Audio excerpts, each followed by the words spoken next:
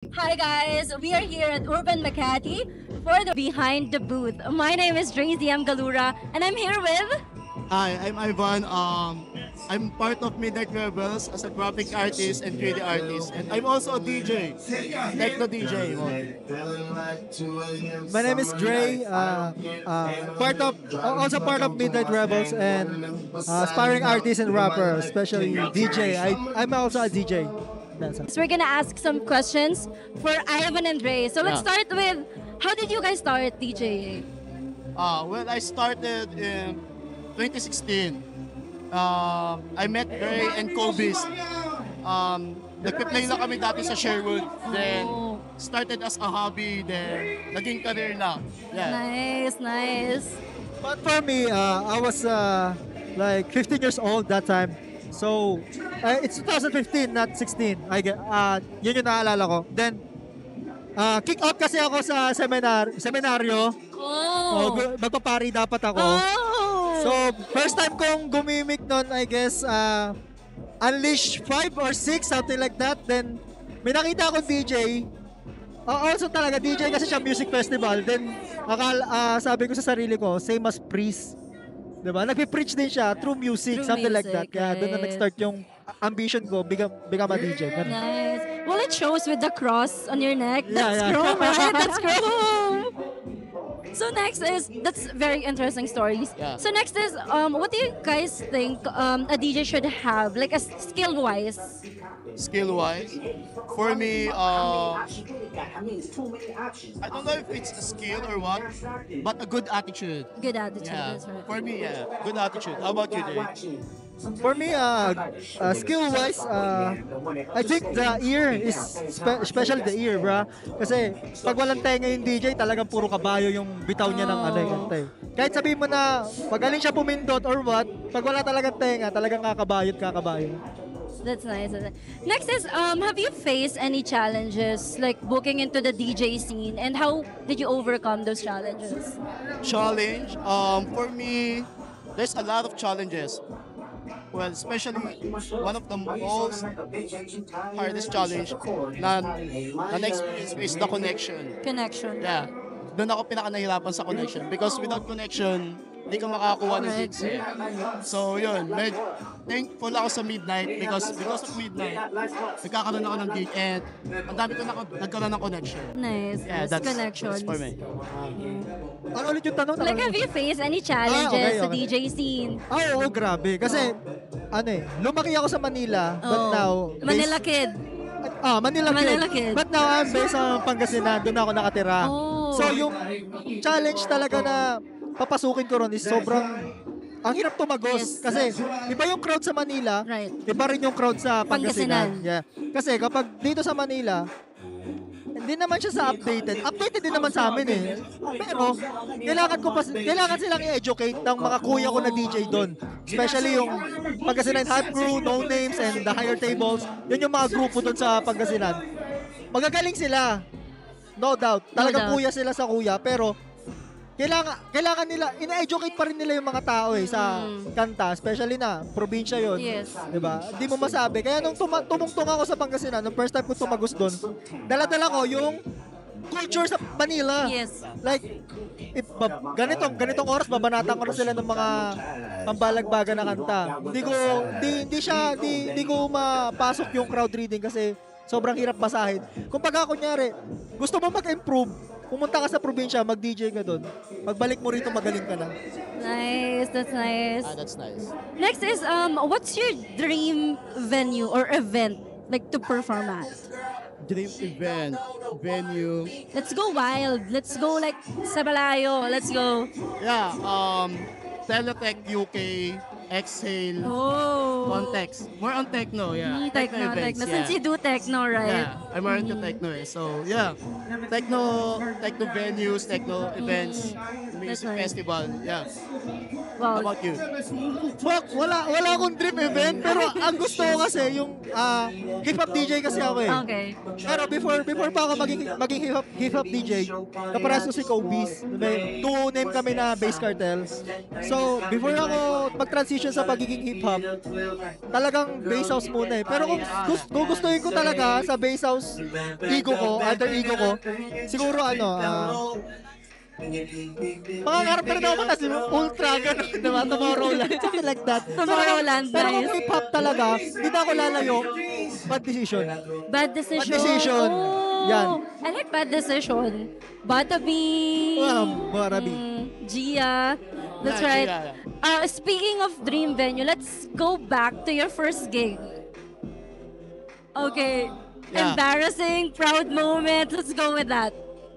First gig, way back 2016, yeah. Wow, 2016. Yeah, we're in Sherwood, playing all night. All night. TF lang namin, no? Red Horse. Yeah, Red Horse. RH lang? Yeah, then enjoy lang, play what we want, you know? For the vibe lang. Yeah, for the vibe. Because marami rin kami friends na pupunta sa Sherwood, lalo pag happy tea. So yun, Sherwood, yeah. Ganito kasi yung story no, first gig namin neto nila Ivan, nila Kobe. Ano pa kami nga parang nag-uunahan kami kung sino yung una makaka-line up. Although magtotropa kami kasi kunyari mauna siya, pupunta pa rin ako ron para maki-line up. Parang ganon. Okay. Pero kasi ang hirap talaga, ang challenge namin doon sa unang salpak namin sa ganon, since wala kaming connections nito, tatlo kami, wala kaming connections talaga, zero balance kung tutusin. Kinakausap namin yung owner nung Sherwood, yung Born. Tama ba? The Born. Kasi yung kabila yung Born eh. Ngayon yung The Born, kinakausap namin yon. Sabihin namin na tugtog kami, kahit wala kaming TF, for like, how many hours is that? I think I remember 7 hours, something like that. 7 hours 7 straight? hours straight. Hindi naman straight. Yung trip namin mag-straight, gagawin namin. Kung hindi. Pero that time kasi, wala kasi nagtuturo sa amin mag-DJ eh. Oh. So kung ano yung alam namin, ano yung sa tingin namin na tama, Go. walang nagko-correct sa amin, walang nagsasabi na mali yung ginagawa nyo. So kami, parang papunta kami ron 8 p.m., something like that. Then 8 p.m. pa lang, nagbabagbagan na kami nito. Nagka-top step na kami, di ba? So yung concept medyo talagang raw siya. Magulo talaga. Kasi okay. wala kaming route. Kumbaga, basta makatugtog kami, sige, bahala na. Like, all Ganun for the vibe. All for the vibe. Perks kasi yun ng ng self-taught na DJ. Oo, self-taught. Hindi kami nag-grow agad, kumbaga.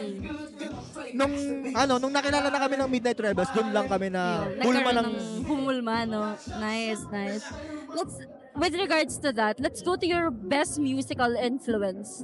Like artist, band, anything na nagpapa-amaze talaga sa inyo. My childhood hero, Skrillex. Yeah, our childhood hero. Tatlo kami. Pero ngayon, childhood hero ko, I mean, di naman, favorite artist. Sa local, si John Odin. John O'Neill. Yeah, John Odin. And Parnassus, Jeo del Carmen.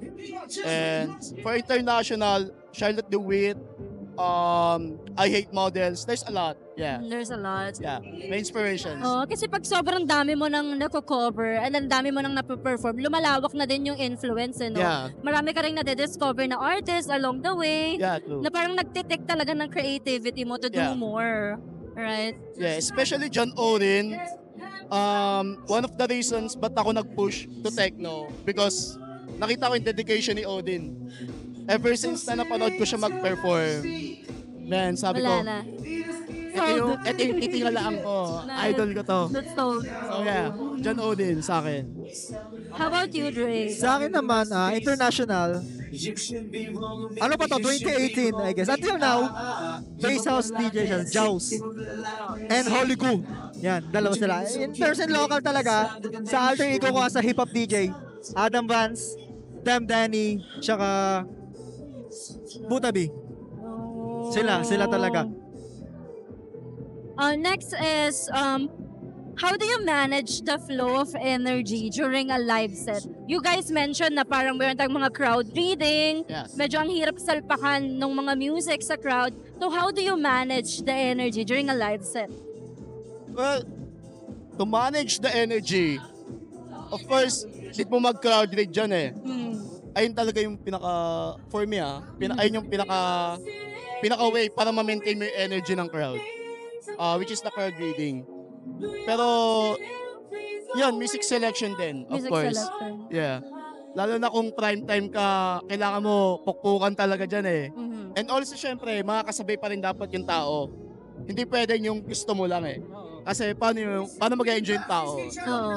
Parang So, lost ka sa kanila, right? Yeah, Wala yeah. talaga kayong connection together. Yep.